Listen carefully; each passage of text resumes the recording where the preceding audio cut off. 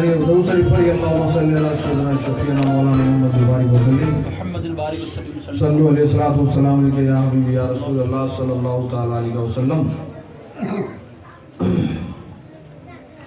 الحمدللہ نحمده ونستعینه ونستغفره ونؤمن به ونتوکل علیہ ونعوذ باللہ من شرور انفسنا ومن سیئات اعمالنا من يهد الله فلا مضل له ومن يضلل فلا هادي له ونشهد ان لا اله الا الله ونشهد ان محمدا عبده ورسوله. فاعوذ بالله من الشیطان الرجیم بسم اللہ الرحمن الرحیم. وقال الله تعالی في شان حبیبه الکریم منها خلقناكم وفيها نعيدكم ومنها نخرجكم تارة أخرى. صدق الله العظيم وصدق رسوله النبي الكريم ونحن على ذلك لمن الشاهدين والشاكرين.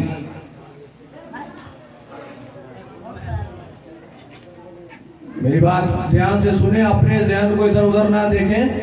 ہاں, اور بہت ہی ماشاءاللہ جتنے لوگ ہیں انشاءاللہ غور سے سنیں. انشاءاللہ بہت ہی جلد آپ کو ہمارے بعد امام صاحب کی تقریر سماعت فرمائیں گے. میں نے آپ کے سامنے قرآن کریم کے 16ویں پارہ ہے نا, پورے قرآن مجید کتنے پارہ میں ہے؟ 30, جس میں 16ویں پارہ میں اللہ تعالیٰ اس آیت کے ذریعے کیا پیغام دینا چاہ رہا ہم آپ کو, وہ ہم آپ کو سمجھنے کی ضرورت ہے. آج ہمارے درمیان سے جناب چھوٹے لال صاحب, فضل الرحمان صاحب بھی کتنے لوگ گئے تھے ہے نا, وہ بھی بہت کر چکے. اسی سے ریلیٹڈ یہ آیت ہے, جو آدمی آیا ہے, جو نفس آیا اس کو موت کا مزہ چکھنا ہے, کلو نفس ذائقۃ الموت. تو اسی زمرے میں اللہ تعالیٰ نے اس میں کیا فرمایا ہے وہ ہم آپ کو غور کرنے کی ضرورت ہے. جو ہم آپ لوگ جب قبرستان جاتے ہیں اپنے کسی مسلمان ماں بہنوں کو دفن کرنے, اور اس میں یہ دعا بھی پڑھتے ہیں, یہ قرآن کی آیت بھی ہے اور دعا بھی ہے. تو اللہ کیا فرماتا ہے کہ وقت ادھر ادھر نہ کرے ضائع کو, تو پھر ذہن سے بات نکل جائے گی. بہرکیف اللہ فرماتا ہے منہا خلقناکم. منہا یعنی اللہ اشارہ کر رہا ہے اس زمین کے طرف, میں نے تم کو اسی مٹی سے, یعنی اسی مٹی سے کیا خلقناکم پیدا کیا. منہا خلقناکم, میں نے تم کو اسی مٹی سے پیدا کیا. ہم آپ لوگ جب میت میں جائے اور جب نماز جنازہ ہو جائے تو بہت سارے لوگ جو ہیں, بچے تو بہت فرشتے ہیں, ان کا تو بچپنا ہے, لیکن مٹی دینے کا بھی ایک پروٹوکول ہے نا. یہ نہیں کہ جیسے تیسے مٹی پھینک دیے, ویسا نہیں ہونی چاہیے. باضابطے طور سے آپ جھک کر کے ادب سے, کہ کبھی ہم بھی قبر کے اندر لیٹیں گے, ہم پر بھی کوئی مٹی ڈالے, یہ دھیان میں رکھتے ہوئے جھک کر کے مٹی کو ہاتھ میں لے کر کے اور دھیرے سے گرانا ہے. یہ نہیں چلیے سیدھے سے پھینک, ایسے نہیں کرنا ہے, یہ منع ہے. اگر آپ اندر لیتے رہیں گے اور آپ پر ایسا ہوگا تو اندر کیا محسوس ہوگا. تو آپ مٹی ہاتھ میں لیں, اور سب سے پہلے یہی دعا پڑھا جاتا ہے. یہ قرآن کی آیت بھی ہے, منہا خلقناکم, میں نے تم کو اسی مٹی سے پیدا کیا. دوسری بار آپ ہاتھ میں مٹی لیں تو اس کے بعد وفیہا نعیدکم, اور بعد موت تم کو اسی میں لے جائیں گے.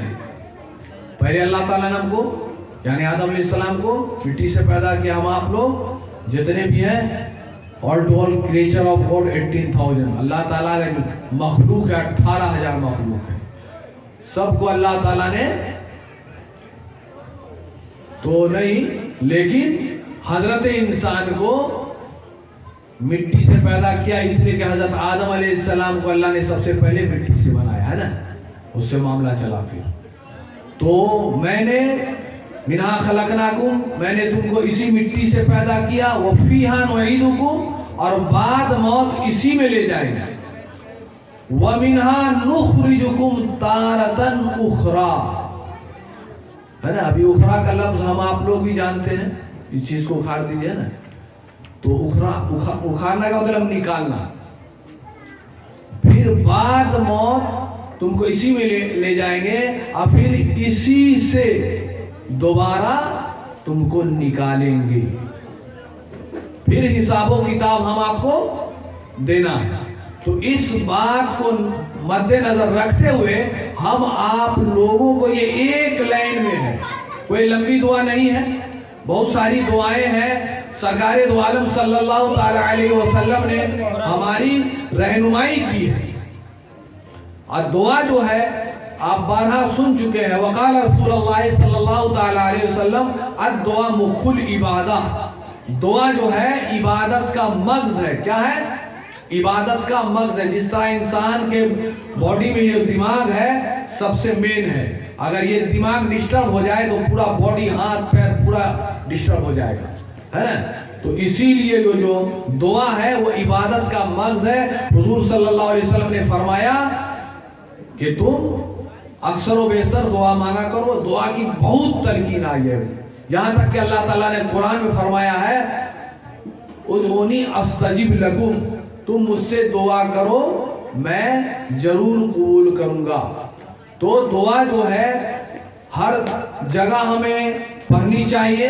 दुआ से ये फायदा होता है कि हम पर कोई मुसीबत आने वाली होती है जिसका हमको इल्म नहीं है, अगर हम दुआ मांगते हैं तो उस दुआ के बरकत से अगर कोई मुसीबत आने वाली है तो वो टल जाएगी। अब दुआ की बात चली है तो इस जुमले में मैं पूरा थोड़ा डिटेल से आपको समझा दूं। दुआ के बारे में तो समझ चुके हैं कि इबादत का मक़सद है। हम आपको जैसे खाना खा रहे हैं तो है ना, तो हाथ धो करके और बिस्मिल्लाहिर्रहमानिर्रहीम कह के 3 उंगली से खाना चाहिए, एक शहादत और बीच की उंगली और एक अंगूठे से, 3 ही नहीं कि ऐसे हाथों से सीधे, तो ऐसे नहीं खाना है।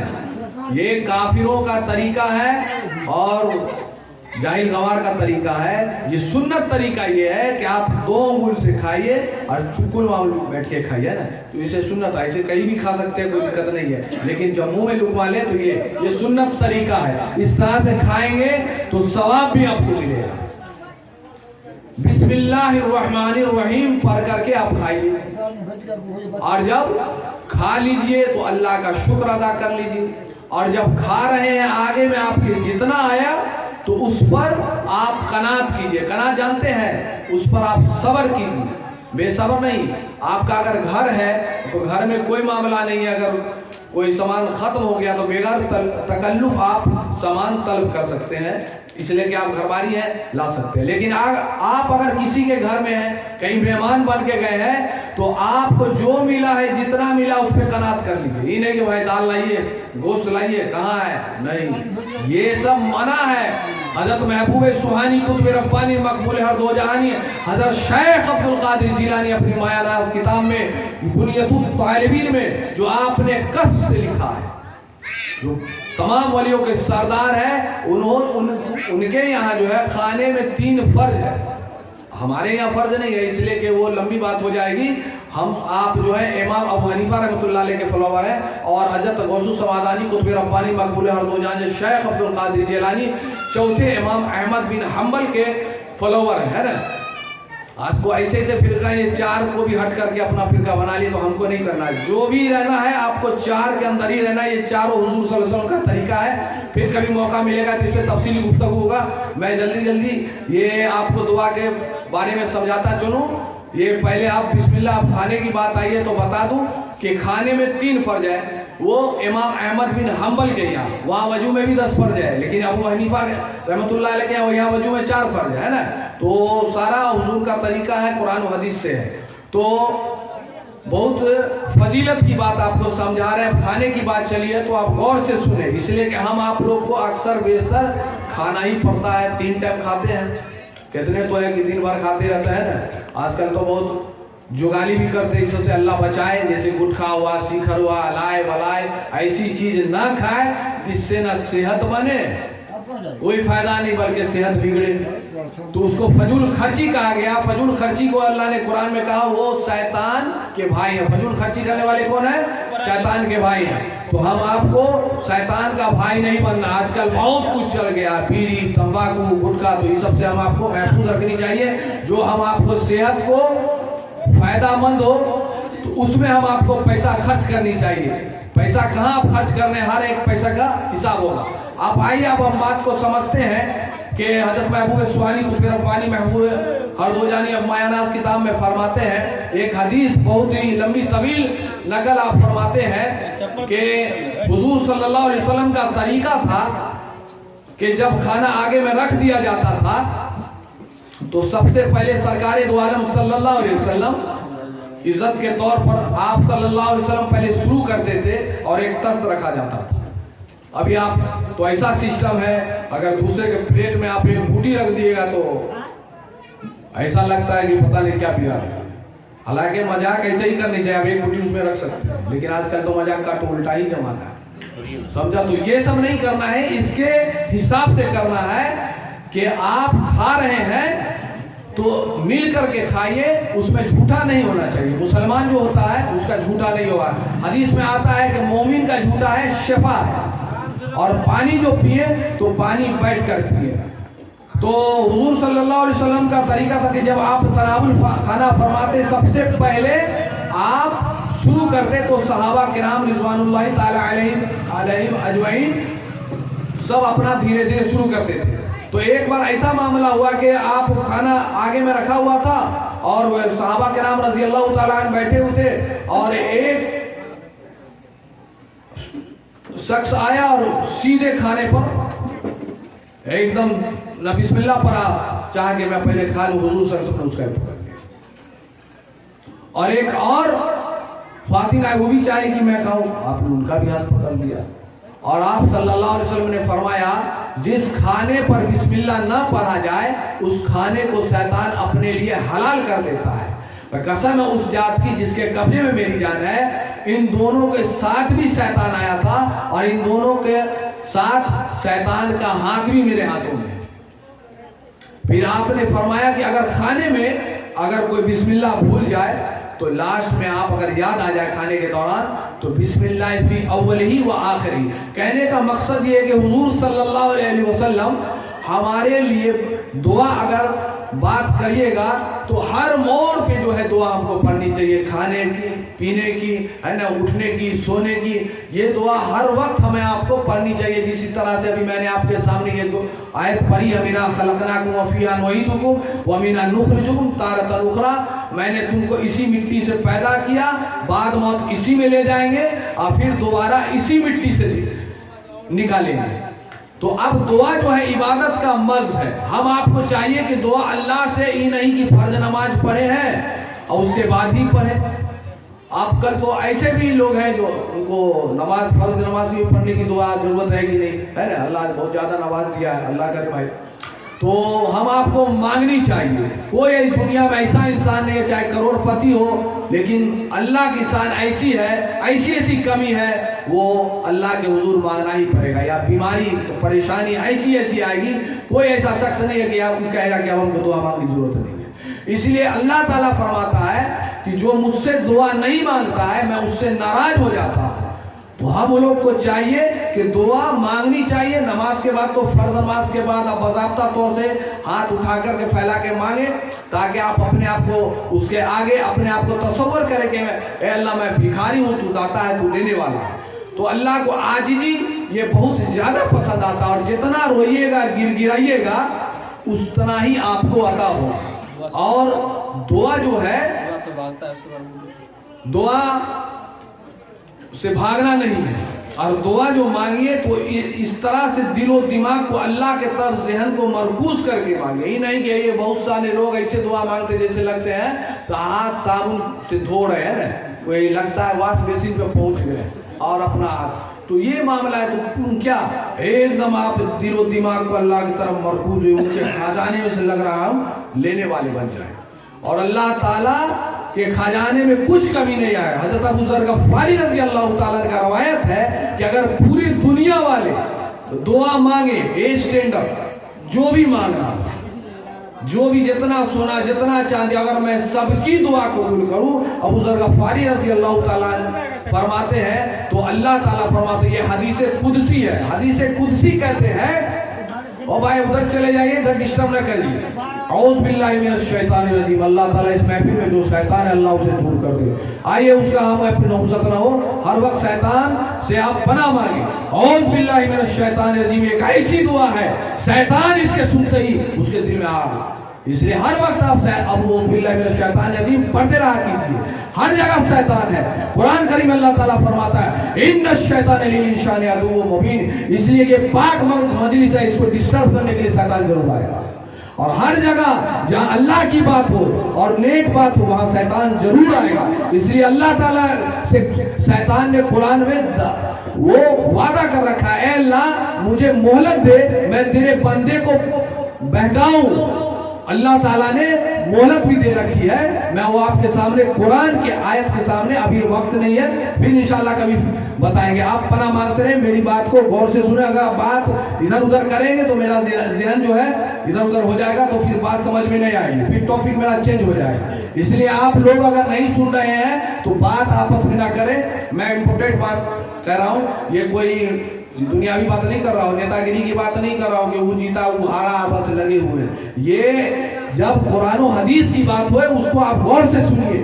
حکمت کی بات مومن کی گمشدہ چیز ہے، جہاں بھی اسے پائے اسے حاصل کرے، کیونکہ وہی اس کا بہترین مستحق ہے. نہ جانے کون بات ہمارے دماغ میں ہمارے زبان سے اللہ کہلوا دے، جس کو ہدایت مل جائے اس کو غور کرنی چاہیے. اور جب اللہ تعالیٰ کے لیے ہم ایک جگہ جمع ہوتے ہیں، جب دل و دماغ سے سنیں گے تو اللہ کی سکینہ ہم پر طاری ہو جاتی ہے، فرشتوں گھیر لیتے ہیں. سمجھے کہ نہیں؟ ہم آپ کے سوا اگر مجلس کو اس کا ادب و لہجہ اگر قائم برقرار رکھیے گا تو فرشتوں کا نزول ہو سکتا ہے اور اس میں سکینہ نازل ہو سکتا ہے، ہماری مغفرت ہو سکتی ہے. تو اللہ تعالیٰ ہم کو سمجھنے سے زیادہ عمل کرنے کی توفیق عطا فرمائے. تو میں بات کر رہا تھا کہ پوری دنیا اگر مجھ سے دعا مانگے اور سب کی میں اگر دعا قبول کروں تو میرے خزانے میں اتنی کمی آئے گی جتنا کہ سمندر میں ایک سوئی پھینک کر کے نکال لیجیے. کچھ کمی آئے گی؟ کچھ نہیں. تو اللہ کا سب محتاج ہے، اللہ کسی کا محتاج نہیں ہے. اللہ الصمد، اللہ بے نیاز ہے، نہ کھاتا ہے نہ پیتا ہے نہ سوتا ہے نا. اس کے یہاں جتنا بھی چیز ہے وہ سب اللہ کا محتاج ہے. کھانا بھی اللہ کو کچھ محتاج نہیں، ہم اس کے محتاج ہیں. اس لیے دعا جو ہے ہم آپ کو چاہیے کہ ہر وقت کرتے رہیں. اور خاص کر یہ جو مجلس سجی ہے جناب نبیان ماموں کے صاحبزادی جو ان کے 40واں کے موقع پر، تو ہم آپ کو آج کے دن بھی، آج رات بھی کم سے کم ہم آپ کو موت یاد کرنا چاہیے. سب سے عقل مند وہ شخص ہے، حدیث میں آتا ہے، جو موت کو اکثر بیشتر یاد کرتا ہو.